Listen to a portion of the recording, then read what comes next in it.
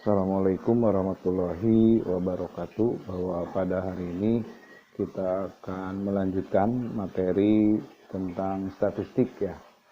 Kalau minggu kemarin kita belajar tentang apa?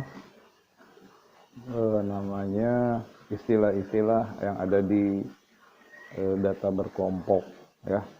Kemudian kita buat ya histogram, kemudian poligon, terus ogit gitu ya. Mudah-mudahan silakan yang kemarin videonya itu dikirimkan Bapak, silakan untuk ditulis ya.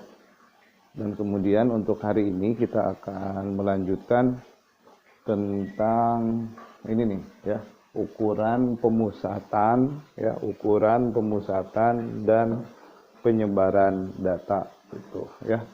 Nah, di sini kita akan membahas ya, kalau dalam LKS itu masing-masing, jadi misalkan begini, menentukan rata-rata atau mean pada data tunggal, mean kemudian data kelompok ya.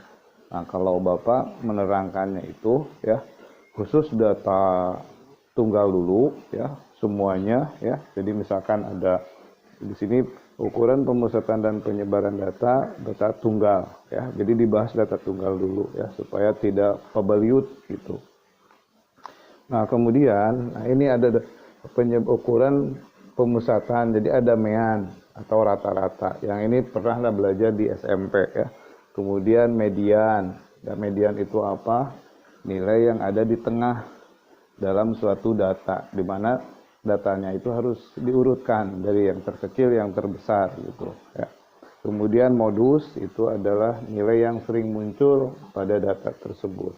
Nah, ini mean, median, modus itu adalah termasuk pemusatan data ya, ukuran pemusatan data. Dan kemudian yang berikutnya itu adalah kuartil ya.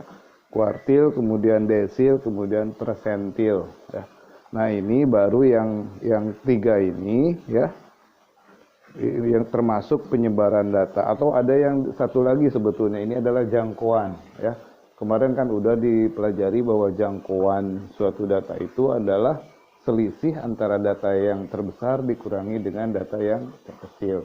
Sehingga sama Bapak nggak dibahas ya di sini ya, udah dianggap tahu kalian karena udah dibahas ya. Nah, kemudian ya, kita akan membahas masing-masing pemusatan data ya, kemudian dan penyebaran data.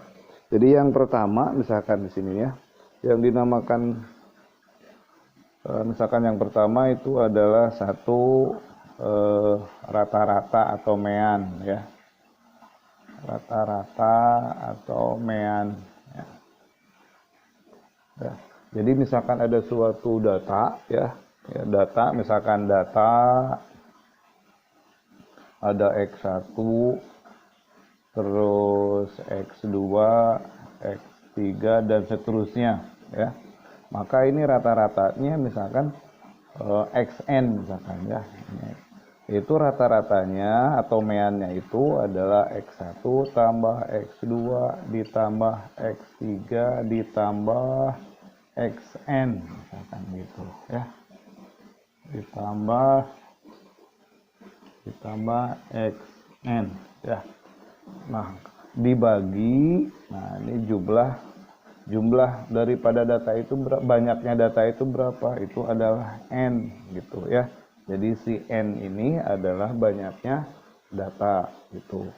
Jadi misalkan kalau kemarin misalkan ada PTS daripada matematika, ada jumlah satu kelas yang jumlah siswanya adalah 30 ya.